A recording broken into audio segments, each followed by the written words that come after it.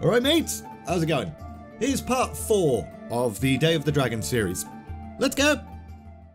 The paladins brought Vereesa and Rhonin back to a keep, surrounded by high walls and silver-hand banners and stuff. Rhonin didn't think it was very impressive, but he was in a bit of a bad mood anyway, because although the paladins had been extremely pleasant and charming towards Vereesa on the way here, they'd been rather rude to him, treating him with only minimal civility because their oath to King Terenas demanded it, but Rhonin very much felt like a pariah amongst this group. Upon arriving at the keep though, their leader, one Duncan Centurus, turned to the elfin wizard and started to blow smoke up his own arse. We saw both the dragon and the griffins. Of course our duty and honour demanded that we ride out immediately. Yes, because rushing towards entirely aerial combat with a sword and shield is a brilliant idea, Rhonin thought. But he didn't say it. Of course it would be remiss of us not to see you along the quickest and safest route to Hasek. I know it's a task you've been given, milady, but clearly it was chosen by a higher power that your paths would lead you to us. A small party, led by myself, will journey with you come the morrow. This announcement seemed to please Vereesa, but Rhonin was a little bit pissed off. His worst nightmare had just come true. It's very kind of you, but Vereesa's a capable ranger. We'll be fine on our own. Duncan's nostrils flared, as if he'd just got a whiff of shit or something. However, he maintained his smile. Allow me to personally escort you to your quarters, milady. Merrick, find a place to put the wizard. This way. Rhonin turned to see a rather large knight looming behind him. Alright, Moustache. Lead the way. To be honest, Rhonin was expecting to be led to some dank, foul place, but his room wasn't that bad. It was dry, clean, had walls. It would certainly do. And even better than that, the paladins actually left him alone right up until evening meal time. At said evening meal, Rhonin found himself sat quite far away from Vereesa. It wasn't exactly subtle. She was placed pretty much at the head of the table, beside the commander, whilst Rhonin was placed right at the other end. And although he would have quite happily finished his food and then buggered off quietly back to his room, the subject of dragons was then brought up. The flights have grown more common the past few weeks. More common and more desperate. The orcs must know their time is short and seek to wreak as much havoc as they can. They set upon the settlement of Darun just 3 days ago. More than half of its population gone, with the beasts and their masters escaping before the griffin riders could reach the site. Horrible, indeed. But these incidents will soon be a thing of the past. Soon we shall march on the interior of Khazmodan, inside Grimbatol itself.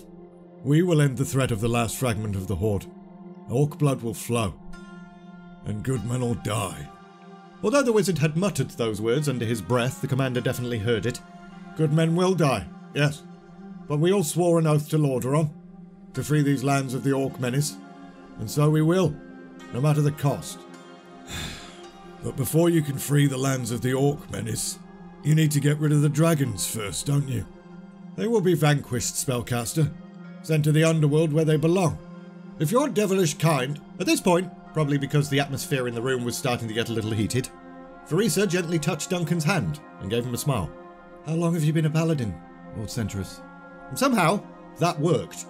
Rhonin watched in amazement as the ranger transformed into some kind of enchanting young woman, hanging on the paladin's every word, laughing and batting her eyelids and shit, which in turn completely disarmed the paladin commander.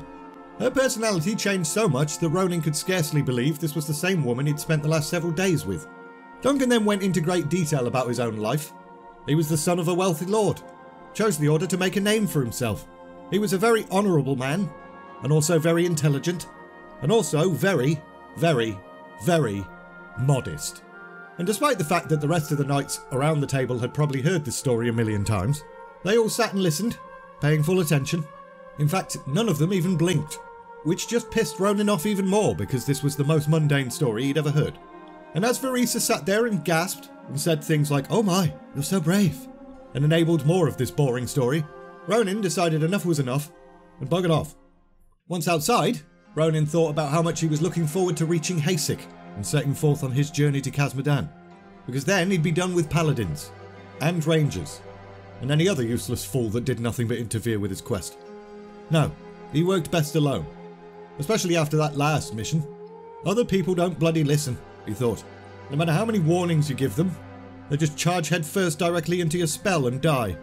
He did regret those deaths though. Each and every one haunted him, urged him on to more risky feats. Like for example attempting to solo Grimbatol and free the Dragon Queen. Nothing more risky than that. Deep down, Rhonin knew he wasn't doing this just for the glory. He was doing it to appease the spirits of his fallen comrades, and perhaps finally stop feeling so goddamn guilty about it. Rhonin then made his way up the keep's walls and looked out at the woods beyond. He could just leave. At least then he wouldn't have to listen to any more of Duncan's shit stories.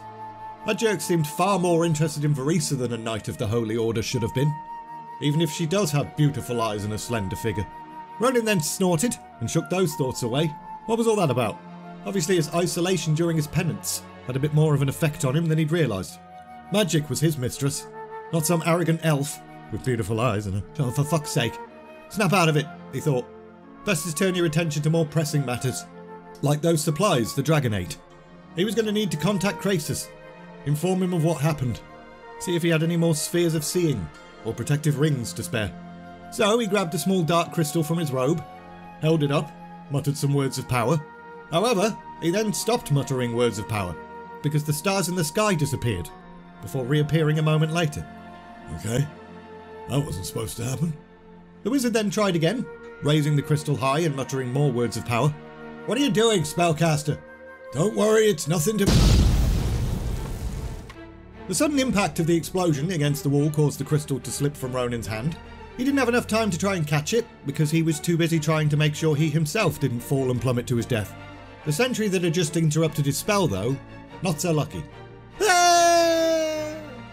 The wall itself then started to shake and collapse inward, so Rhonin cheesed it towards the tower. But annoyingly, the tower itself then began to teeter, and before Rhonin could react and cast any kind of defensive spell, the ceiling came crashing down on top of him. Meanwhile, Necro's Skull Crusher was mooching about, brooding and stuff, while staring at the golden disc in his meaty palm. It seemed to mock him. It always seemed to mock him, and he just couldn't bring himself to throw it away. Mainly because it was the only reason he was still respected at all within his clan. There was no glorious combat in his future. He had trained as a warlock when he was younger, but the way the warlock demanded he make choices he was not willing to make. So he'd returned to his warrior ways, only to have his leg hacked off by a human in battle. Long story short, without this artifact, the demon soul, he was nothing. And that's his life story. Now let's continue. Necros grunted, slowly raising himself to a standing position, and then hopped his way through the cavern corridors towards a massive chamber. I knew you would be here soon. There was disdain in Alexstrasza's voice, but Necros didn't care. Need anything? Death would be nice. Necros grunted and turned to inspect the Dragon Queen's latest clutch. 5 eggs. A fair number, although they were a bit small. The last batch had been full of runts as well. This is useless, mortal. Your little war is all but over. Maybe. But we'll still fight to the end, lizard. Then you shall do so without us. My last consort is dying. You know that. Without him, there will be no more eggs. Then we'll just have to find another. And how would you go about doing that? We'll just find one. And as for you, lizard... Necros grabbed the demon soul in his pocket firmly, but was then interrupted. Excuse this pitiful one's interruption, O gracious master. But words come you must hear. Oh, you must. Necros turned and rolled his eyes to see a little goblin wanker standing at the doorway. Speak then. There is a plan underway.